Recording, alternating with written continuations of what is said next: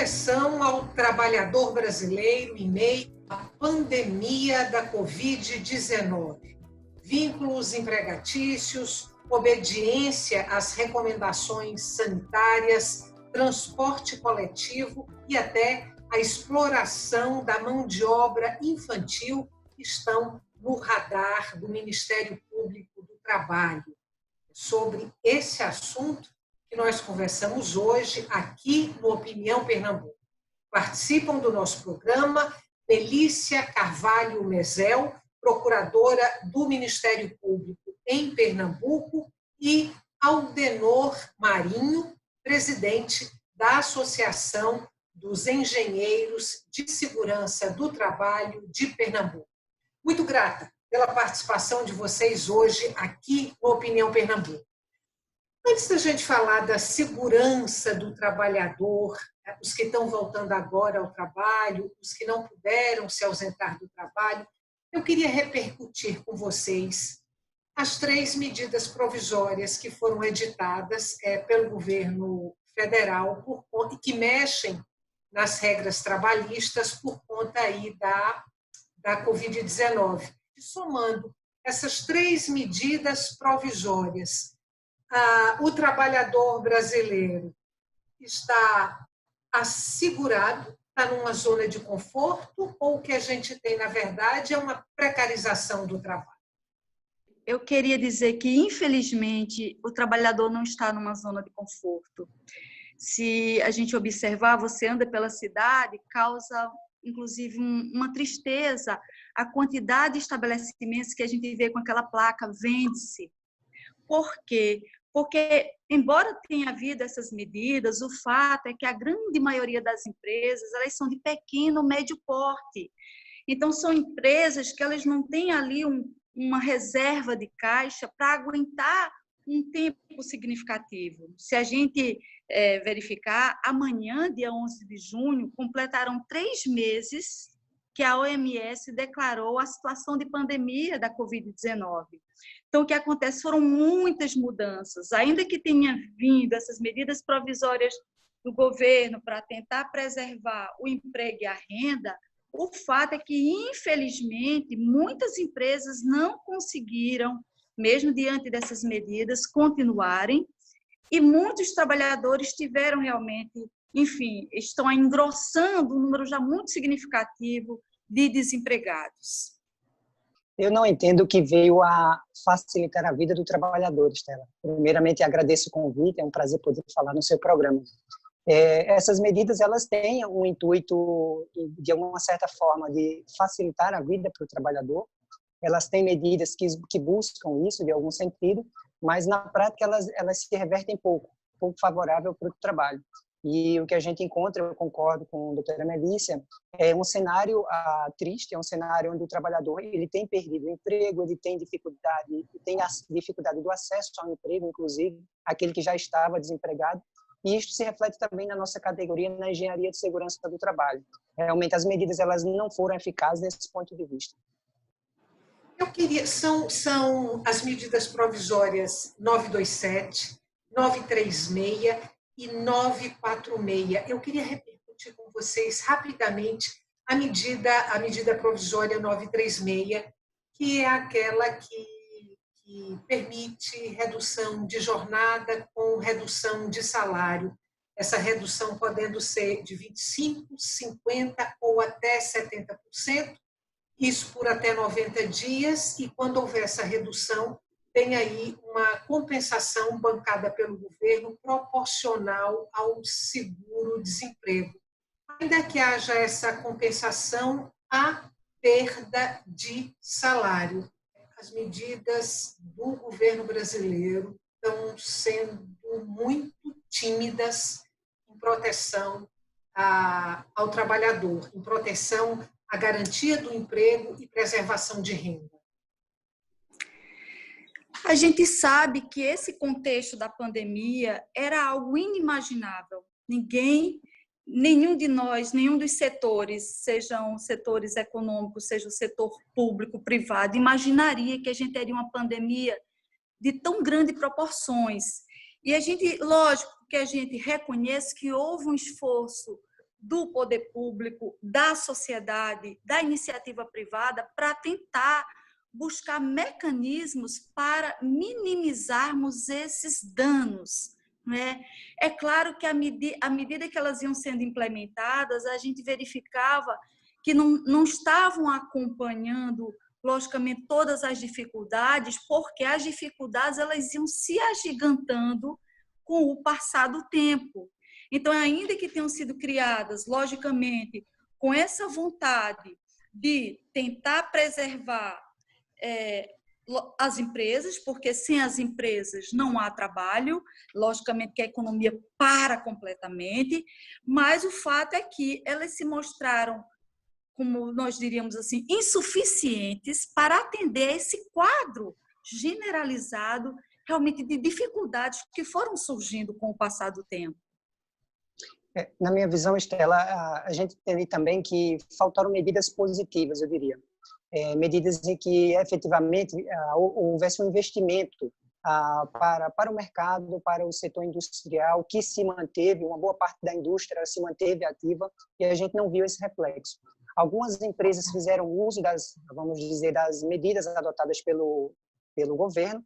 Essas empresas, algumas conseguiram, se não completamente, mas parcialmente manter os seus empregados, mas o que a gente percebe é que outras medidas que vieram paralelas às medidas provisórias, elas acabaram postergando, de uma certa forma, esta crise de epidemia no Brasil, uma pandemia a nível global, e o que ocorre é que ela ficou muito longa. Ocorrendo isso, acaba que o período em que as empresas têm uma maior dificuldade financeira, ele se estendeu muito. Então, por exemplo, ao invés de investir no isolamento social, que poderia ter acelerado esse processo vamos dizer, da nossa curva, teria sido uma curva mais rápida e possivelmente uma curva em que hoje a gente já poderia estar vivendo um outro cenário melhor recuperado, vamos dizer assim, a economia já poderia estar dando algum tipo de reflexo. Mas o que a gente viu foram muitas brigas, muitas discussões dentro do próprio governo e, com isso, as medidas elas não foram eficazes do ponto de vista também financeiro. E agora a gente já tem algumas cidades fazendo a flexibilização do isolamento social, então muita gente voltando aí ao mercado de trabalho.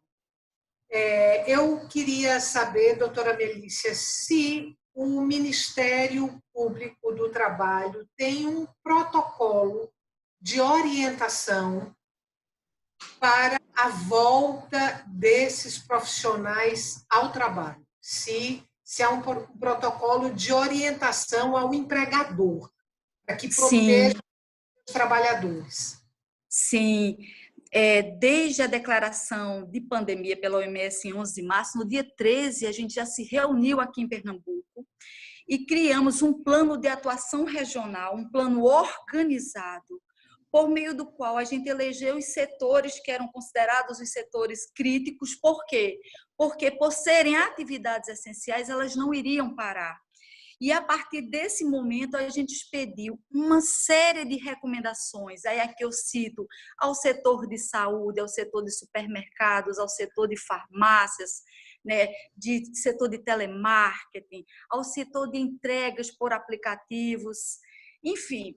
Todas essas atividades que continuaram funcionando, nós expedimos recomendações com orientações precisas, orientações objetivas, todas elas fundamentadas nas recomendações das autoridades sanitárias e dos nossos peritos do MPT, para que essas atividades que continuavam funcionando, elas pudessem oferecer aos seus trabalhadores, então, no caso, os empregadores, pudessem oferecer aos seus trabalhadores o mínimo de garantias para que pudessem exercer o trabalho em segurança. E essas garantias, essas recomendações visavam a proteger não apenas o trabalhador, mas também o cliente que ia em busca daquele serviço. Então, um exemplo, isso valia para supermercados, padarias, farmácias. Se expedir orientações aos trabalhadores com relação à questão mesmo do uso do equipamento de proteção individual, que deveria ser fornecido pelo empregador sem qualquer custo para o trabalhador, esses equipamentos, máscaras, né, óculos de proteção, aquelas viseiras, luvas, No caso do setor de saúde, por exemplo, os capotes, as máscaras cirúrgicas, enfim, todos esses setores, os empregadores eram obrigados a fornecer equipamentos de proteção individual, orientar o trabalhador com relação ao uso, à conservação, ao descarte desses equipamentos, organizar o ambiente de trabalho para que aquele ambiente não oferecesse risco, como, por exemplo, supermercados, limitar a quantidade de entradas de clientes, sinalizar os espaços de filas para que houvesse uma distância mínima de 1,5 metro entre cada cliente e o cliente em relação ao operador de caixa, instalar anteparos ali no caixa para que houvesse a mínima possibilidade de contágio entre cliente e operador, os setores de padaria, também esses anteparos, os setores de açougues, então, conceder as máscaras, as luvas, cuidar para que todo aquele ambiente fosse higienizado ao longo da jornada, ou no mínimo a cada 3 horas, higienizar também os móveis, os equipamentos, como, por exemplo, os carrinhos, estou me referindo aqui ao supermercado, os carrinhos, as cestas, as esteiras, até aquela maquineta que é utilizada para o cliente pagar a compra com cartão de débito ou crédito. Recomendamos expressamente que o empregador criasse um protocolo ali de verificação no início da jornada, para saber se aquele trabalhador que está vindo trabalhar, ele apresenta algum sintoma suspeito da Covid, e assim ocorrendo, orientar o trabalhador a ir para casa, e esse trabalhador, então, fica aí em isolamento, em quarentena, para que ele pudesse se cuidar. Orientamos para que fossem afastados do ambiente de trabalho todas aquelas pessoas que se encontravam em grupo de risco, não é? Os idosos, as gestantes, lactantes, pessoas com doenças crônicas. Doutora Melícia, a gente precisa fazer um intervalo curtinho, volta daqui a pouco. E quando a gente voltar, doutor Aldenor, eu vou querer saber aí quais são os procedimentos, as orientações da Associação dos Engenheiros de Segurança do Trabalho de Pernambuco, exatamente para esses profissionais que não ficaram em isolamento social e para aqueles que estão retornando agora ao trabalho. Nosso intervalo é curto, a gente volta já.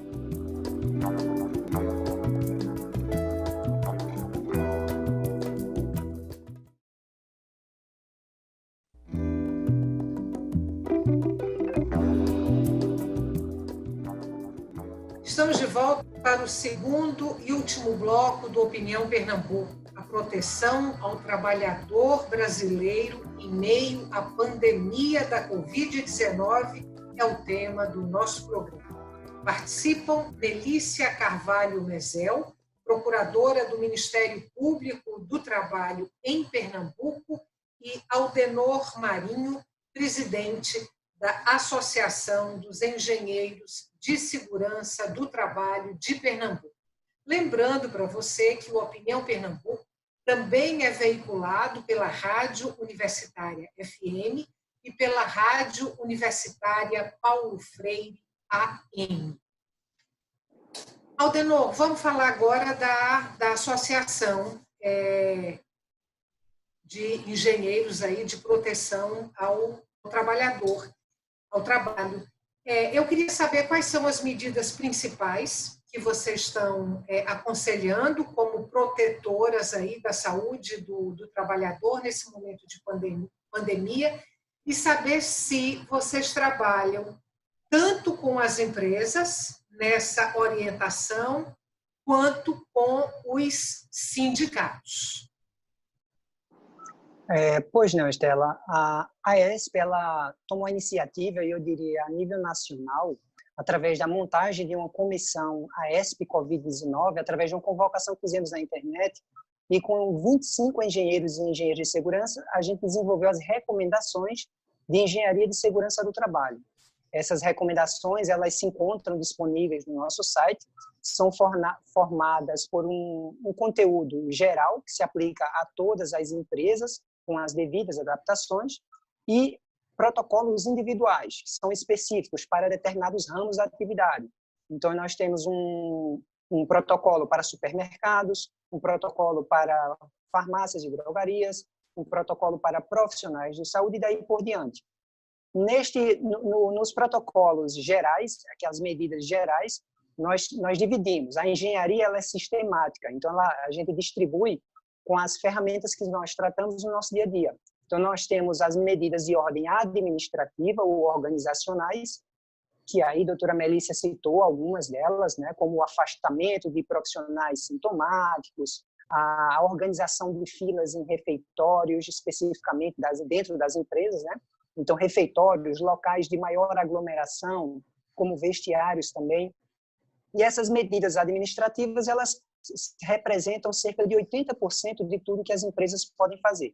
Em seguida, nós temos as proteções coletivas, por exemplo, as proteções de policarbonato e outros materiais que estão sendo instalados, principalmente nos caixas de supermercados e outros tipos de lojas, que a gente chama de proteções coletivas. Elas protegem qualquer trabalhador que esteja entre o público geral e o seu posto de trabalho.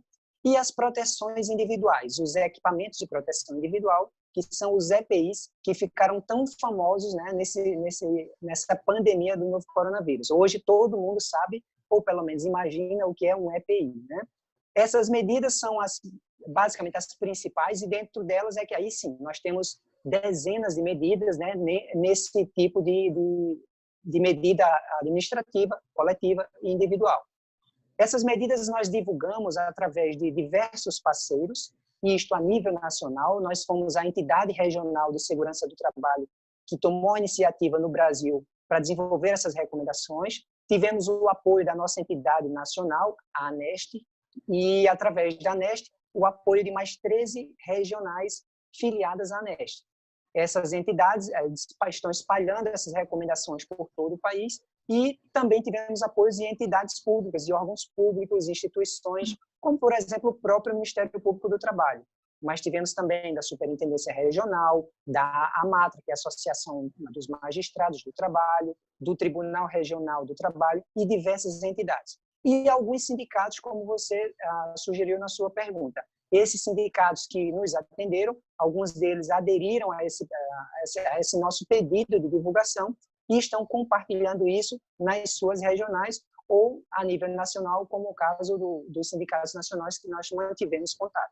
Eles são facilitadores dessa divulgação. Veja bem, a gente tem aí esse trabalho de orientação, né, de proteção da Associação dos Engenheiros de Segurança do Trabalho. A gente tem aí o protocolo recomendado pelo Ministério Público do Trabalho. A minha pergunta é, existe uma fiscalização? As empresas são cumpridoras dessas orientações? De fato, os trabalhadores estão protegidos? Existe uma fiscalização? E se existe, de quem é a responsabilidade? Estela, veja, a partir do momento que a gente expede essas recomendações, nós abrimos aqui no âmbito do Ministério Público do Trabalho um procedimento, que a gente chama um procedimento que vai acompanhar o cumprimento dessas recomendações por meio de documentações que solicitamos à empresa. Pedimos também, para isso, o apoio do sindicato da categoria, para que também traga ao Ministério Público todas as queixas e os problemas vivenciados pelos trabalhadores. Também os próprios trabalhadores, eles vêm ao Ministério Público e fazem denúncias e relatam.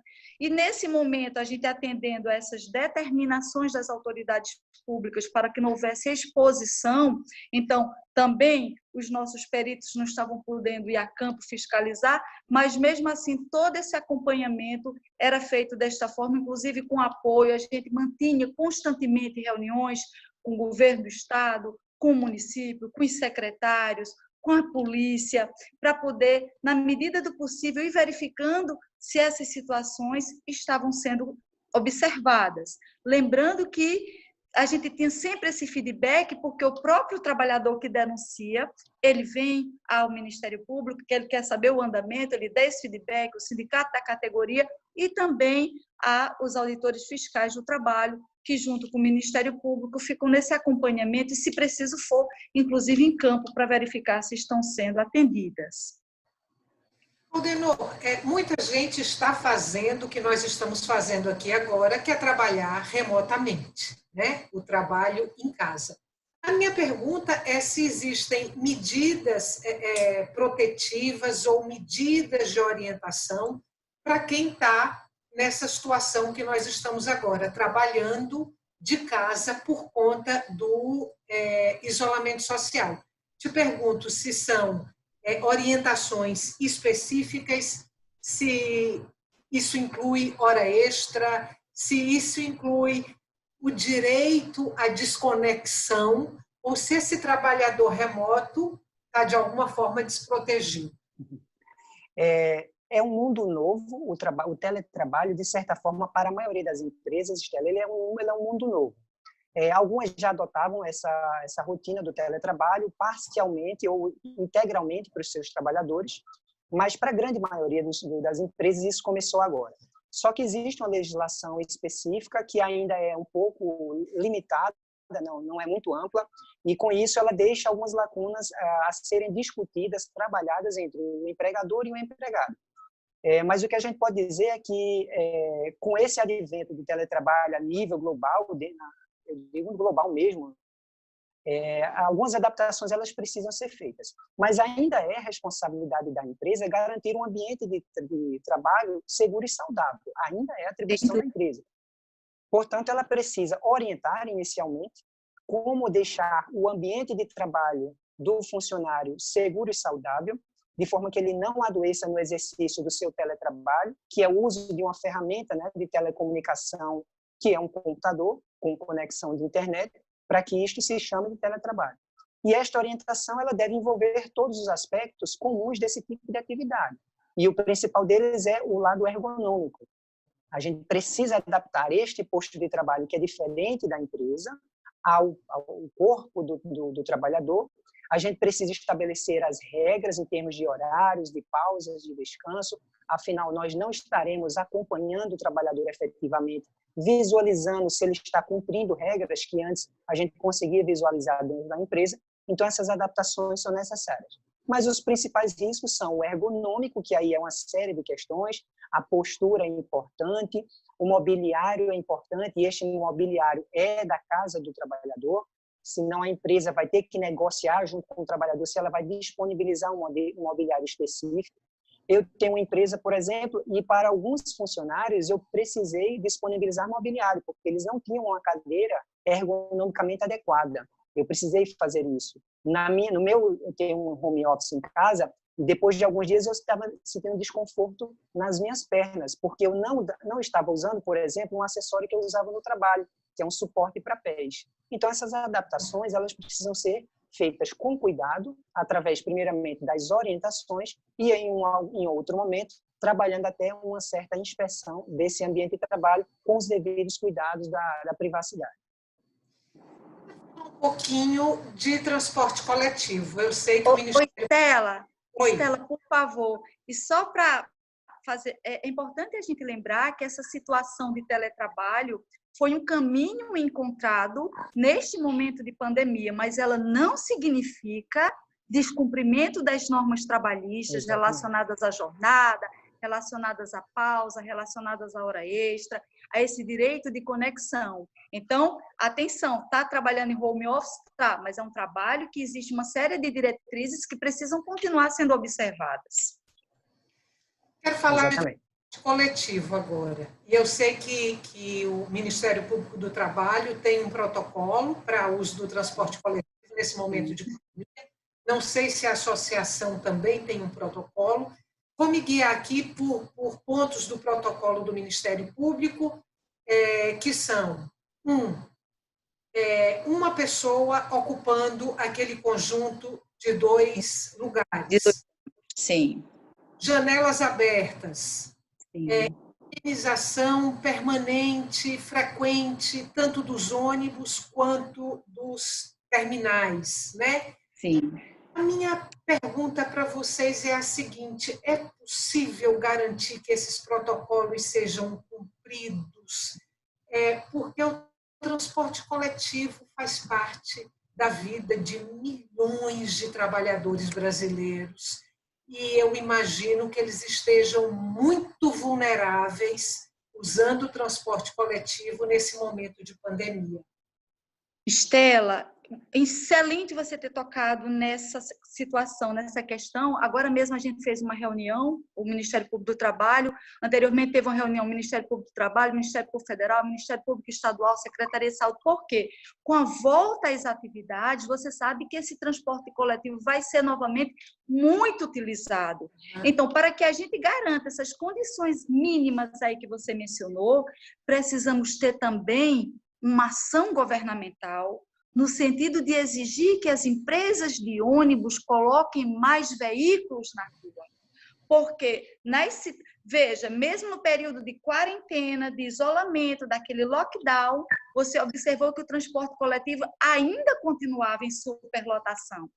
Com o retorno das atividades de alguns setores e, paulatinamente, de outros setores, conforme o cronograma estadual, esse caos vai se instalar no nosso transporte coletivo e essas medidas não poderão ser cumpridas se não tivermos previamente uma providência a nível do governo estadual, que é exigir dessas empresas de ônibus que coloquem mais veículos em funcionamento, a fim de que a gente, com a volta às atividades, não tenhamos aí mais um novo pico da doença por conta da impossibilidade de observar essas recomendações mínimas. Vou ter que encerrar o programa. Nosso tempo terminou, infelizmente. Queria falar da campanha aí de proteção ao trabalho infantil, quem sabe numa próxima oportunidade. Muito obrigada mais uma vez pela participação no Opinião Pernambuco. Para você que está em casa, obrigada pela companhia. Nós que agradecemos o espaço, Estela, e a discussão de tema tão relevante. Até um próximo encontro.